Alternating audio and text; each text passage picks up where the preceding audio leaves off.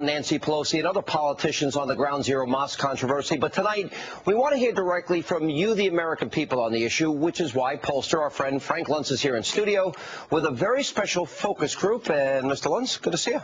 Pleasure. And we got a great group of great Americans here. Now let's set the stage. How many of you voted for John McCain? Raise your hands. Oh, 12 of them. How many of you voted for Barack Obama? 17 of them. All right, I got a lot of work to do here tonight. How many of you support what Obama has done in terms of the mosque? Raise your hands. Look how few hands go up. How many of you oppose it? How many of you voted for Barack Obama and oppose it? Okay, tell me why. Well, he takes this professorial tone like we don't know what the Constitution is all about, but we're dealing with reality here. This is New York. We saw the towers go down, and it's a question of sensitivity. Is it sensitivity? It is sensitivity, but it's something that shouldn't have even been talked about. It shouldn't have got into it. So it's a bad move. So you're upset for him even raising it? Yeah, he stepped into, mud. Your reaction? I think he's involved in enough things in government. He does not need to be involved with New York. There's no Muslim community down in that area. It's the financial district. There's no reason for mosques or community centers to be down there. Who's Muslim here? Raise your hands. Do you support or oppose it being built? Support. Tell me why. Well, I feel it is a healing for the nation to come to an understanding of the practices of Islam. The majority of Muslim Americans are peaceful. They frown upon terrorism. They are ashamed when acts of hatred are perpetrated by Muslim terrorists. Who's Jewish here? Who supports it being built? No. And you're Jewish. I'm Jewish. I support it being built. Tell me. I support it being built because I believe that everybody has the right to religious freedom. I also believe that where the money is coming from should be checked and verified, and as long as everything is done according to code, that there is no problem with it. Larry, you agree or disagree?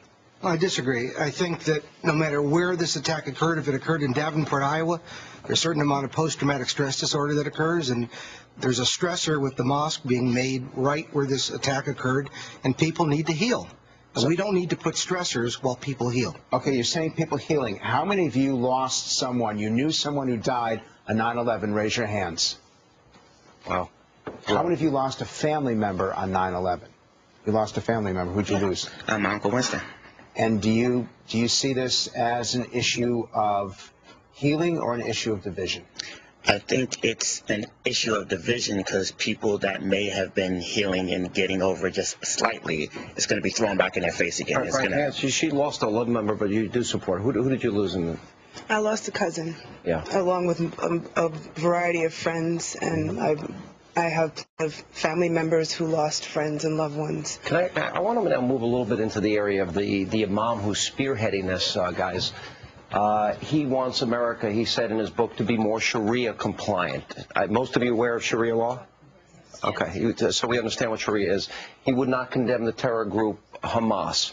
19 days after 9/11, he said on 60 Minutes that America was an accessory to what happened, that Osama bin Laden was made in the USA. Do any of these statements controversial? Yes, ma'am. This imam should not be allowed to put a mosque in this country, period, with those views. Well, you guys agree? Or how many of you agree with that? Yes. Raise your hands if you agree. Who disagrees with that? Are you Islamic? Are you? Yes. What's your reaction to him? I might not agree with him exactly that strict level of Islam, but we have a right to religious freedom, and we have the right to say what we want. That's a freedom that we cherish in this country. But wouldn't Sharia law, where women are stoned to death, where women don't have rights, where we see gays are persecuted and lesbians are persecuted, where you see that if a woman claims rape, they need 4 male eyewitnesses to prove rape. Women can't drive. Women can't go to school. Women in Saudi Arabia can't be seen in public with a male that they're not related to. He says America should be Sharia compliant. Don't you think we need to know what he means by that? I mean, also the Ku Klux Klan also has their own Would you want the Ku Klux Klan to build a mosque? We can't build a temple or anything, whatever they want? But we can't tell them not to build on a private property. Yeah. Go ahead. Your reaction. Yeah. It's insane at this point in time that he's not being investigated, and where exactly is this money coming from? But however, Ms. Pelosi wants to investigate the people who are opposed to this money. That's a new development. Yeah. Go ahead. Yeah. Yes. And an imam who doesn't expressly speak out against terrorism really should not be spreading their views anywhere in the mosque in this country. Philip.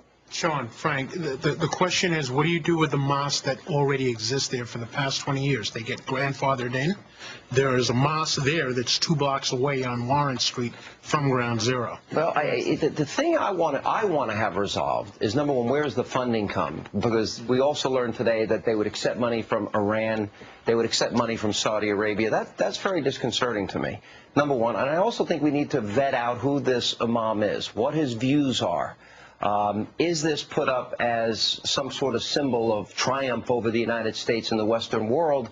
And I think we need to know, if he's not willing to condemn a group like Hamas that has in their charter that the calling for the destruction of the state of Israel, I'm concerned about his ties. And I think we have every right to get to the bottom of it in light of what happened at Ground Zero. Yeah, Tracy. I think regardless of where the funding's coming from, there'll still be people opposed to it, regardless. You might be, but should we also find out, just for the benefit, should he, for example, if Ahmadinejad, who wants to wipe Israel off the map, would that factor in if money was coming from him?